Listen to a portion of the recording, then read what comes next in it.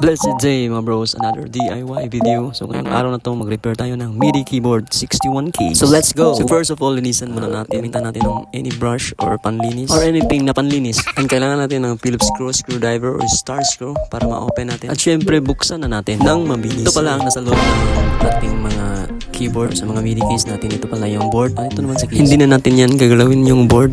Yung white keys lang at black keys yung i-repair natin. So tanggalin muna natin ang white keys at black keys para ma-repair natin. Sa pagtanggal ng black keys at white keys, dandan lang, simpleng ingat lang sa pagtanggal nito baka masira ang plastic nito. Sabay linis na rin kasi merong mga alikabok at mga dumi. So ang dahilan kung bakit hindi gumagana ang black white keys natin kasi marumi at hindi na nag-concan yung keyboard ng white keys at black keys. Kumuha lang kayo ng lapis, gamitan nyo lang yung mga black spot. Nakita yung mga itim sa rubber. Ayan, ganun din sa board. At syempre, linisan muna natin bago lagyan ng graphite. So, siya nga pala, ang tawag ng itim sa lapis ay graphite. Ano ba yun? At paalala lang, kung maglinis kayo, huwag nyong gamitan ng eraser. Kasi pag gamitan nyo, masisira yung board ng white keys at black keys nyo.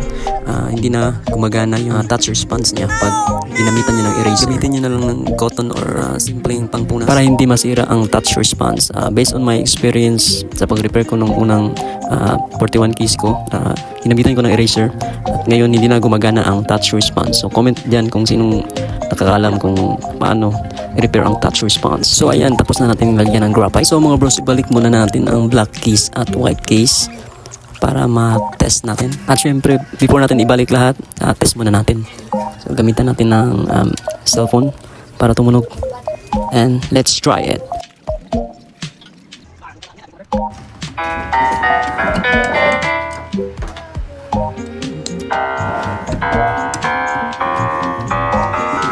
So yun know, praise the Lord, gumana siya.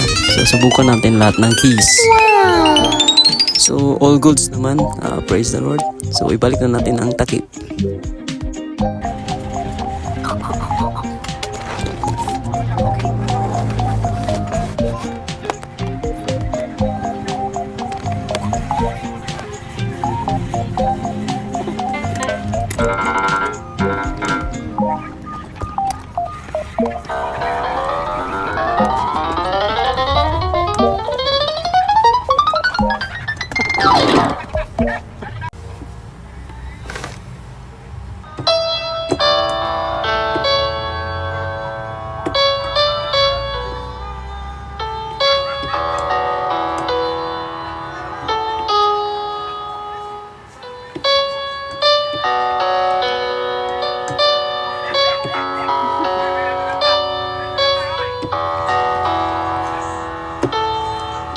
So sana nakatulong mga bros.